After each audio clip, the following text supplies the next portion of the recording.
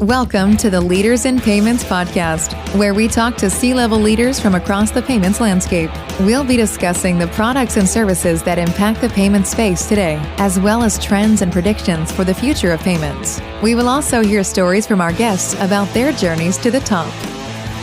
We are really born out of enterprise and have adapted our offering and onboarding to what we consider a mid-market, where we are seeing a tremendous growth opportunity because mid-market merchants are beginning to cross-border commerce, and some are either moving outside their traditional region, going into other markets. Because of the pandemic, we saw a lot of companies being almost pulled into other markets, which is super interesting.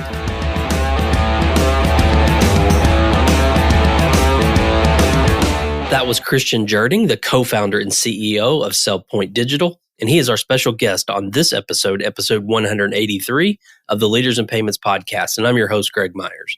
Kristian is a self-proclaimed technology nerd that built his first handheld radio at the age of 15. His love for technology eventually turned into an obsession with payments, and he hasn't stopped building since. CellPoint is a payments orchestration company that helps merchants manage their entire financial supply chain with the intent to do three things: increase conversion rates on digital channels, operate more efficiently in the back office, and reduce the cost of payment acceptance.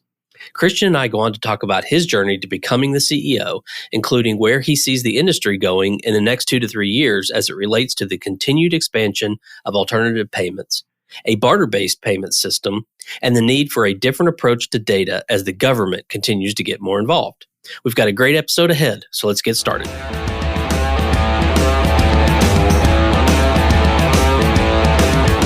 Hi, Kristian. Thank you for being here, and welcome to the Leaders in Payments podcast. Thank you, Greg. It's great to be here. I appreciate you having me on. Absolutely. So let's dive right in. Tell our audience a little bit about yourself, maybe where you grew up, where you went to school, where you currently live, a few things like that, and then we'll get into your professional career in a minute. Yeah, so born and raised in Denmark. In my early years, quite early on, started moving abroad. So lived a spell in the States, in Asia Pac, and the UK, and totally probably around 15 years in the US, I would say. Presently, I live on an airplane. My house is in Denmark. I have an apartment in the US, but I'm literally on a plane every week. So that's how that goes. I've been around in these various regions, traveling for a substantial part of my life, both in my previous life and also as I started going into business. Well, let's talk about the company. So tell our audience what CellPoint Digital does. Yeah, so CellPoint Digital is a commerce orchestration company, or payment orchestration company, as the term is presently. So in reality, what we do is we help our merchant clients manage their entire financial supply chain with one single console, with the intent to help them increase conversions in their digital channels, to operate more efficiently in the back office, and to reduce cost of payments. Okay, and what countries do you operate in? We're global. We have offices around the globe. We've been global for quite a while, and we serve clients from APAC to LATAM and all around. Okay. And then are there specific verticals that you focus on? Well, yeah, we started out in travel for sure. As an organization, we launched our first client in 2010. It was a rail company. Onboarded a number of airlines, such as Southwest, Avianca, Virgin, etc., over the years. And in the last year, we started branching into digital content, marketplaces, gaming, e-commerce, broadly spoken. So we kind of expanded our vertical focus across what we consider to be digital commerce. And can you maybe go a little deeper on payment orchestration? What does really orchestration mean? So when you think about payments sort of end-to-end, if you're a consumer, that's really just the last mile, so to speak. I mean, you selected your product, you're in the process of checking out, and now you select your payment method, conduct the payment, and you're done. Your product's on the way. For a merchant, a lot of stuff starts at that point in time. And so payment orchestration is really enabling the merchant to serve, first of all, the most appropriate payment method based on a whole range of rules and conditions to the individual consumer in real time. So that can be market-driven, it can be amount-driven, product-driven. There's a whole range of parameters you can configure with the intent to serve the best option for the consumer to check out. At the same time, in the back office, there is a lot of activity happening as the payment transaction flows through the environment. And now we're just talking about the B2C side of payments, where the payment's got to be authorized, captured, and then obviously at some point in time reconciled. You need to take care of payouts. You got to take care of fraud. Hopefully not, but you may have to take care of chargebacks. There could be FX services happening. So there's just a lot of different components that a merchant needs to manage. If you go back, we started CellPoint with the intent to be a commerce orchestrator back in 2007. And I'll get to that in a minute. But what we really wanted to do and what we were seeing was initially for big global enterprise merchants, their problem was that they have a lot of different centers within the business offices would be responsible for different parts of the chain, of the supply chain, financial supply chain. But as it passed through, there were issues around all different kinds of things. And we're seeing low conversion ratios, rejections, chargebacks, expensive payment costs, et cetera, et cetera. And as they became more and more digital and more global, they would have a whole range of acquirers, payment methods, partners, generally fraud, whatnot. And so having a centralized system that would be configurable, manageable, and part of the operations on a day-to-day basis for the merchant is really a natural progression within payment. And so payment orchestration is the next wave within payments. This is where merchants, and not just enterprise merchants, but also what we consider mid-market and even SMB merchants, are beginning to see the benefit of having this centralized system that they run themselves, where they can go in, they can set up these rules, they can manage their payment flow across the board. Also, as it comes into the sort of deep back office functions of accounting, so treasury services, etc., including pay in, pay out. And that's really what payment orchestration does. So it gives you that centralized view, the ability to manage all the different components of your ecosystem, again, with the intent to increase, obviously, conversions or revenues, be more efficient, so do more with less, and reduce your cost of payments.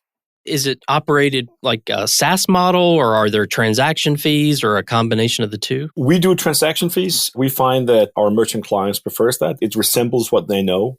We see other companies do API call-based billing or SaaS-based billing or a combination thereof. We can do either of these three or a combination thereof. But what we're seeing right now in the market is that merchants prefer a transactional-based model where they understand each of the components happening in the entire financial supply chain. Okay.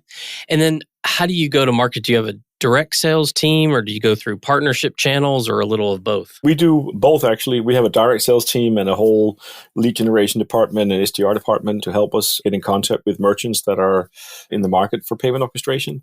But we also work with partners, and we're expanding our partnership base quite aggressively at the moment on a global base. And so for sure, that is a very important part of our future process. We see marketplaces as a very opportunistic way for us to partner on white label basis. Okay. And how does a merchant know they need payment orchestration?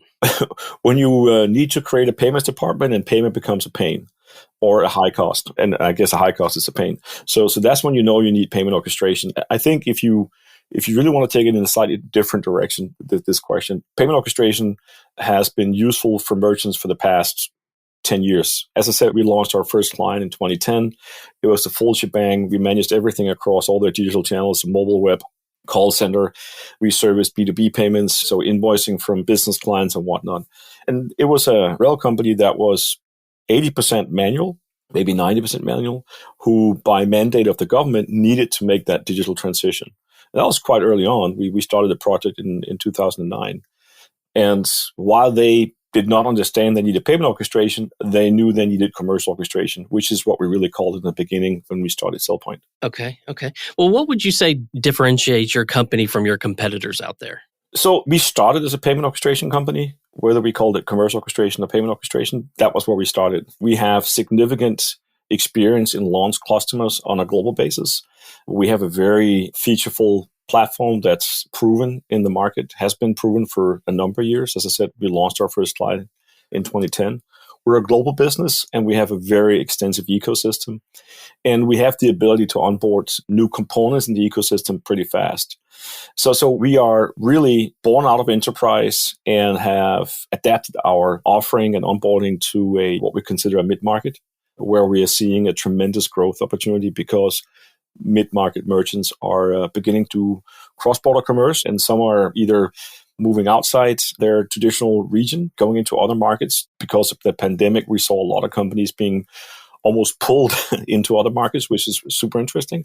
And so I think with that experience, we're able to serve them in a very professional manner where they get the enterprise scalability, stability, and capabilities at a mid-market price. Okay. And you mentioned the pandemic. I assume with the surge of e-commerce during that time, that was a tailwind for you guys. I think it was tailwind for everybody. Obviously, when the pandemic broke out, we were very travel focused, and we could feel that initially for sure, because all travel stopped, I believe, March 20th, pretty much 2020. But we were already in the process of expanding outside travel at that point. And so as we started seeing clients coming on, we got involved with a whole range of different kinds of merchants outside the travel space. But interestingly enough, we did actually, one of our big clients, Avianca, in 2020, they needed this, and we were very fortunate that they chose us as their partner. So yes, the pandemic has helped. And I'll tell you that not only do we see what I call the retail to e-tail laggards, those companies that were not ready when the pandemic hit, really turning up the volume in terms of digital transformation. We're seeing mid-market companies that was usually or traditionally was a single acquire, a single market type merchant expanding. And then we're seeing travel come back with a vengeance, if you don't mind me saying so. I mean, people are really getting out there traveling. We just closed a major global, one of the top hotel chains recently, because they also needed this. And so, yes, for sure, we're seeing that the pandemic has driven a lot of adoption. I think it's also turned a lot of consumers into digital payments and online buying that may have done it intermittently before, but now really are getting into a point where they are getting used to this. They're comfortable paying with their mobile device or with their computer or whatever it may be, right? We're seeing that really picking up. And that's not just us, that's everyone in the industry. Yeah, and that's a good segue into the next question. Where do you see the industry, the payments industry, headed, say, in the next 2 to 3 years? Well, so I think a lot of things are going to happen. First of all, it's going to be easier to be a regional or globalized medium-sized merchant. One of the problems is as you go from one country to the next, you got VAT, there might be surcharges, all different kinds of rules and things you've got to take care of. That's really problematic. And I know that because my wife runs a small e-commerce business out of the States, and she wanted to move into Canada and other markets. And, when she started doing that, that was really complicated. And we can see that's one of the things that's really going to change. So it's going to be easier to do that, and the payment industry will help support that capability. So we're going to see more sophisticated capabilities as it pertains to these things. So managing that in the financial supply chain, like VAT surcharges and all different kinds of things, is going to be there. And that's going to make it easier for these merchants to make that expansion. So that's one major thing that the payment market will need to support. I think we're going to start seeing a lot of interesting technologies come in regards to obviously data services. So the analysis of transaction data in a new way. And what I mean by that is not that we're going to just get everybody's data and we're going to be able to crunch them and we're going to pick up all data from devices and whatnot, because actually the world is going in the opposite direction. We're seeing more and more privacy initiatives by governments. I'm sure you're familiar with Europe, with GDPR, which came into effect a short while ago, that has really changed the dynamics of how we can manage that and what we're going to give to consumers. And so I think payment companies and the payment sector will need to give useful data to the merchants in a different manner than they do today. And I think we're going to see some interesting activities in that area. And you can then segue that into machine learning / AI, always very conscious about the fact that AI in the minds of the general consumer is not where we're going. We're talking just quite sophisticated computing in analysis. And that's another thing. And then we're going to see a continued expansion in payment methods. So what we call alternative forms of payment, like Apple Pay, which is a very obvious one, but we're going to see more of that come into play. And we're going to start seeing, if we go a little further out than that, you're going to start seeing barter-based payment capabilities where I can pay for goods and services with goods and services.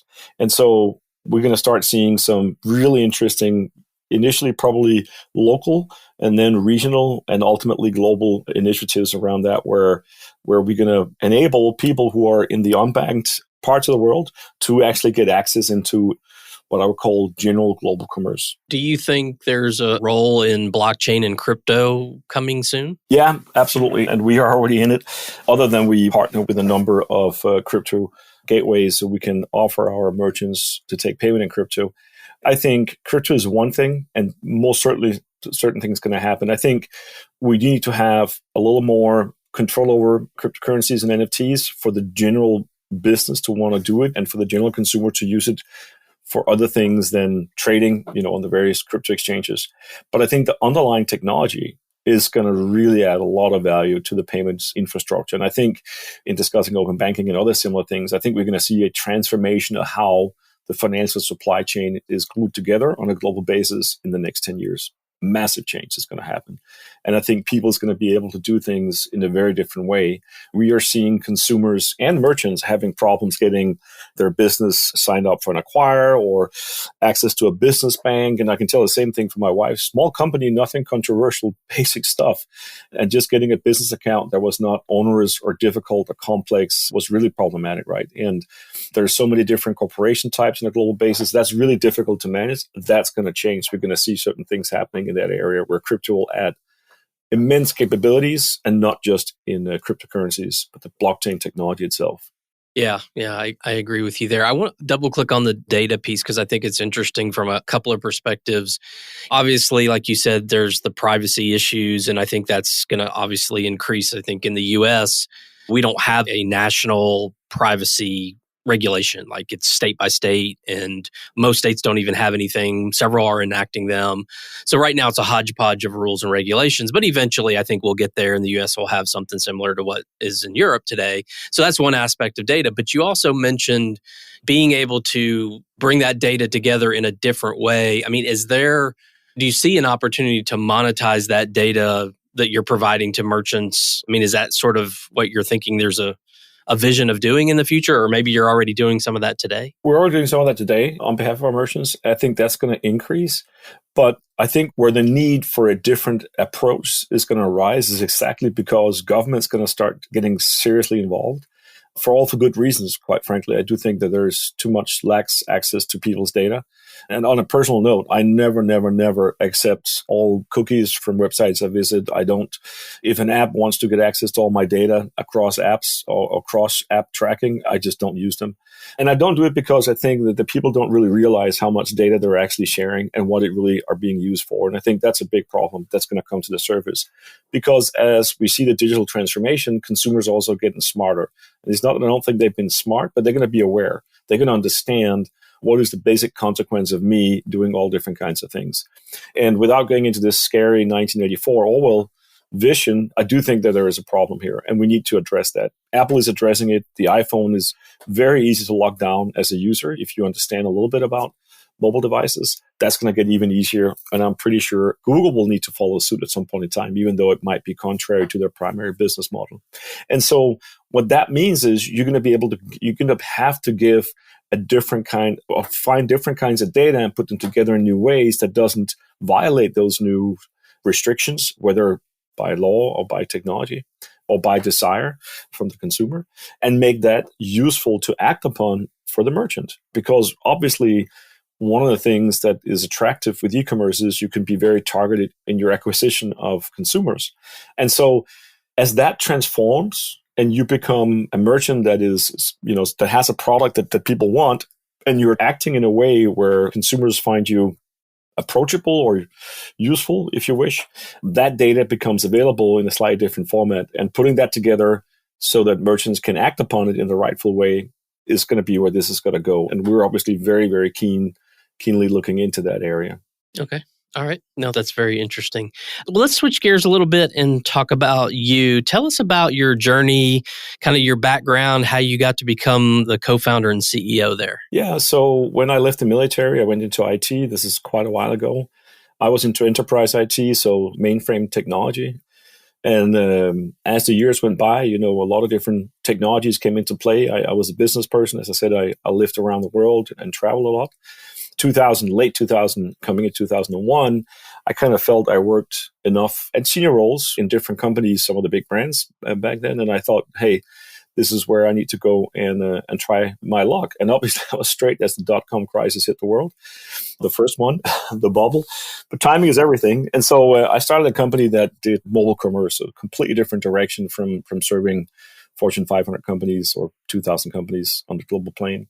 And what we did was really enable large brands like United, Dr. Pepper, Microsoft, and others in serving digital content to their customers as a sort of reward system, and then manage the entire billing to all the stakeholders in that piece of content. So it's really not only a system for delivering this content on mobile devices, which was pretty early, but also the ability to ensure that all stakeholders were correctly paid.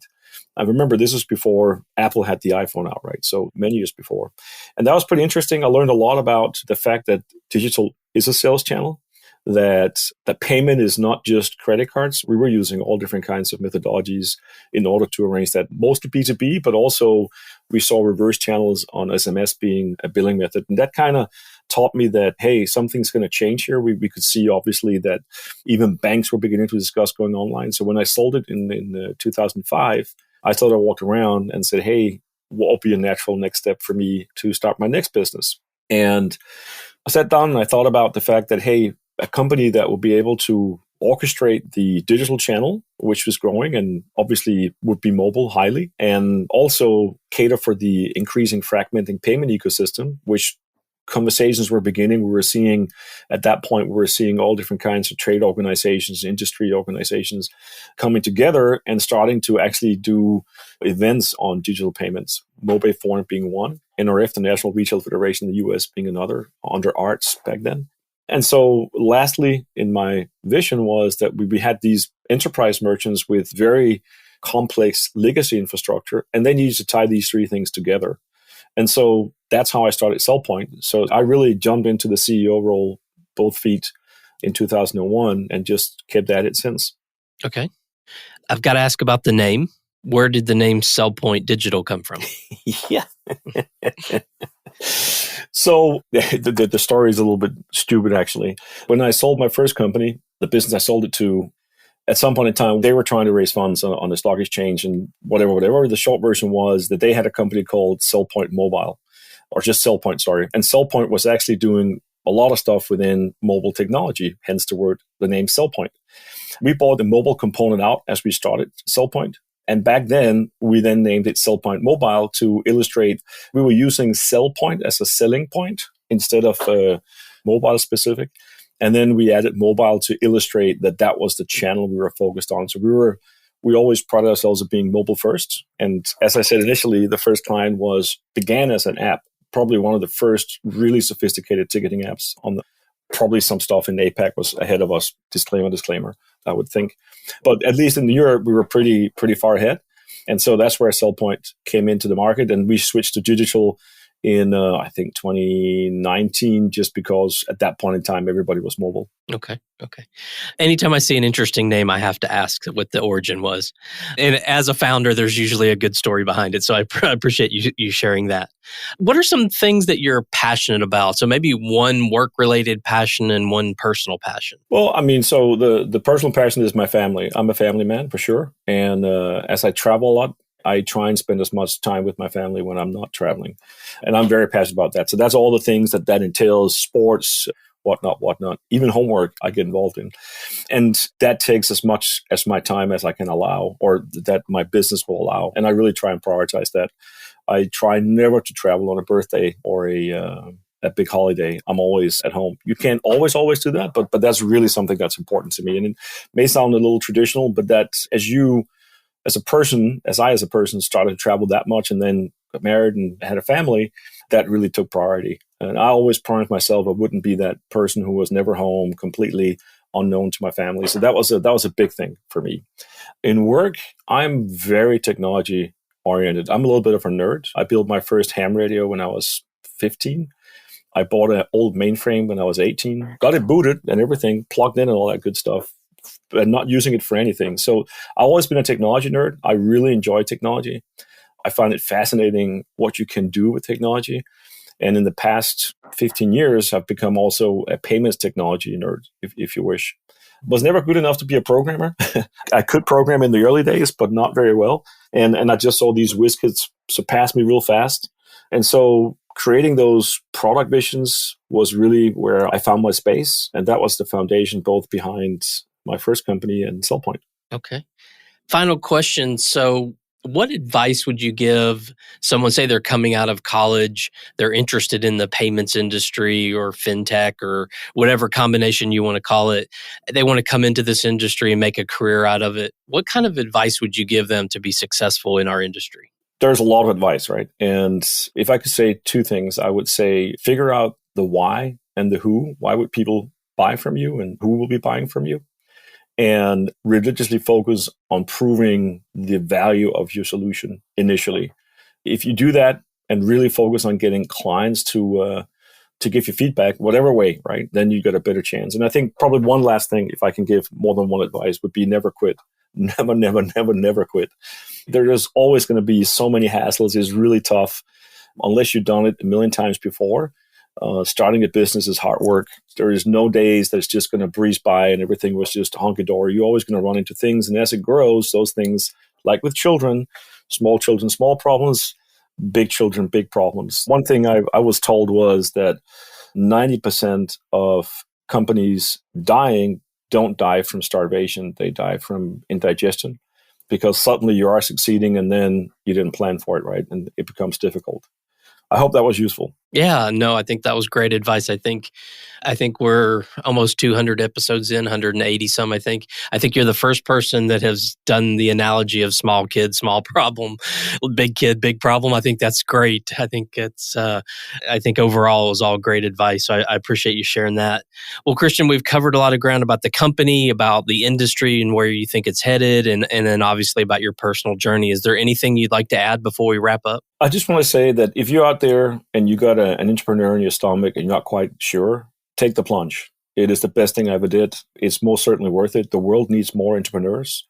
We don't need necessarily more mega companies, and I'm not against that at all. That's not what I'm saying. What I'm saying is just that entrepreneurs really add value to communities. And I personally am always impressed when I meet somebody who just started out and they tell me their story to hear what they're saying. I think there are so many different fantastic stories. Having said that, don't ever compare your story to somebody else's. You don't know their background. You don't know how they got there. There'll always be somebody more successful than you, further ahead, younger, smarter.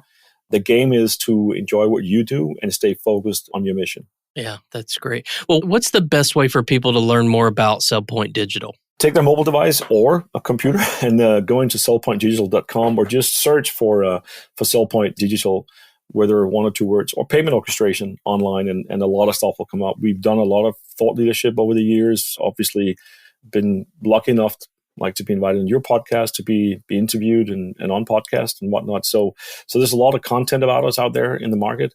We frequently attend events, trade shows out there. Great place to meet as well. Okay, awesome.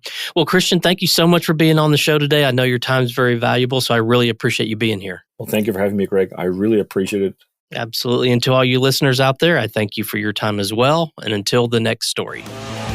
Thank you for joining us this week on the Leaders in Payments podcast. Make sure you visit our website at leadersinpayments.com, where you can subscribe to the show and where you'll find our show notes. If you enjoyed listening, please share on your social channels as well.